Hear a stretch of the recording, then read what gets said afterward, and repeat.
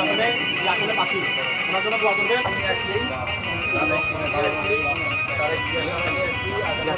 উনি নমস্কার উনি আপনাদেরকে বড় নমস্কার জানাইছে। আগামী জাতীয় নির্বাচনে উনি ধানের শীষের প্রার্থী, সবাই ওনার জন্য দোয়া করবেন, আশীর্বাদ করবেন।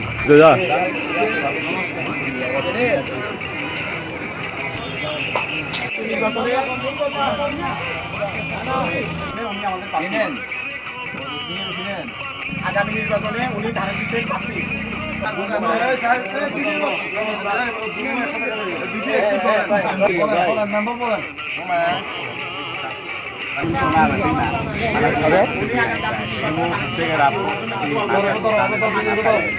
আশীর্বাদ করবেন এবং ধানের শীষে একটা ভোট দিবেন। এই ধানের শীষের প্রার্থী উনি, তো ওনার জন্য দোয়া করবেন। একটা আপনি যেহেতু এখানে আছেন, একটা সম্প্রদায়ের প্রতিনিধিত্ব করতেছেন, তো ওনার জন্য দোয়া করবেন। ধানের শীষে একটা ভোট দেওয়ার জন্য সবাইকে বলবেন। জি নমস্কার।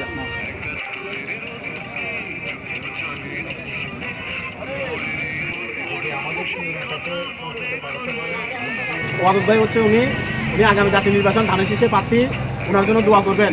গত 15-16 বছর কিন্তু আপনাদের এই এলাকায় তেমন কোনো উন্নয়ন হয় নাই, তো এই আগামী নির্বাচনে যদি ওনাকে ভোট দিয়ে জয় করেন, আগামীতে আপনাদের এখানে জন্য মন্দির গির্জা যেটা প্রয়োজন হোক এটা নিতে পারবেন। আপনাদের এই এলাকার অনেক ত্রিপুরা সম্প্রদায়ের লোক আমাদের সাথে এই ধানের শীষ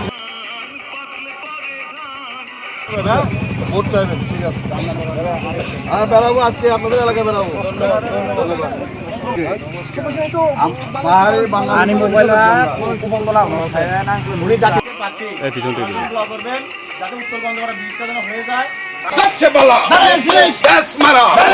দেখে দাও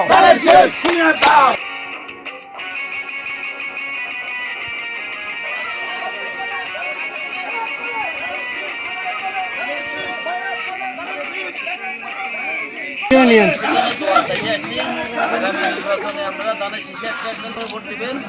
আপনার প্রতিবেশী, আপনার আত্মীয় বলবেন একটা করে ধানের শীষে ভোট দিতে।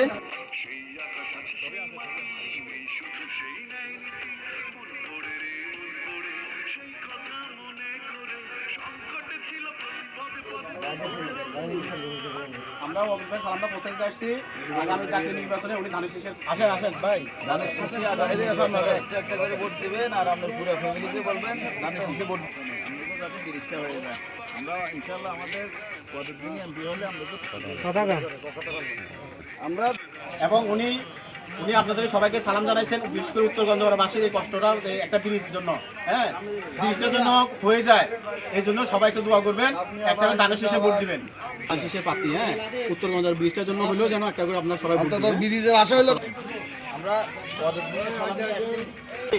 ওনার জন্য দোয়া করবেন এবং যেন এই উত্তরপাড়ার ব্রিজটা যেন হয়, রাস্তাঘাটগুলো যেন হয়, একটু সহযোগিতা করবেন। আমরা ধানের শীষে ভোট চাইতেছি।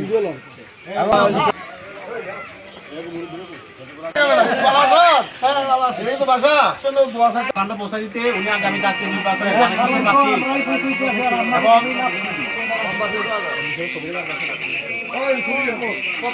গত 15-16 বছর কিন্তু আমাদের ক্ষমতা ছিল, এই ব্রিজটা করতে পারে নাই। একটা বুদ্ধি যাতে এই ব্রিজটা যেন আমাদের হয়ে যায় উত্তর বন্দ্যোপাধ্যায় আমাদের কিন্তু আগামী ধানের শীষের নির্বাচনে উনি ধানের শীষের প্রার্থী, উনি আসবেন, উনি আপনাদের কাছে আসবেন। এই উত্তর বন্দ্যোপাধ্যায় একটা ব্রিজ হওয়ার দরকার, খুব জরুরি। এবং উনি যদি হয় উত্তর বন্দ্যোপাধ্যায় সহ যে বন্দ্যোপাধ্যায় আছে এটা চেহারা অন্ত পরিবর্তন হবে। গত 16-17 বছর কিন্তু কিছুই হয় না। আগামী জাতীয় নির্বাচন ধানের শীষের প্রার্থী, তো এই গত 16-17 বছর অনেকেই ক্ষমতা ছিল, করতে পারে না, রাস্তাঘাট যেভাবে আসলে আপনাদেরকে সালাম পাঠানো হচ্ছে, আমরা এটা পৌঁছে দিতে আসছি। হ্যাঁ উনি আগামী জাতীয় নির্বাচনে ধানের শীষে প্রার্থী, ওনার জন্য একটু দোয়া করবেন এবং ওনাকে একটা ভোট দিবেন। উনি আসবেন আপনাদের কাছে, উনিও আসবেন, তার কয়েকদিন পরে আসবেন আর কি।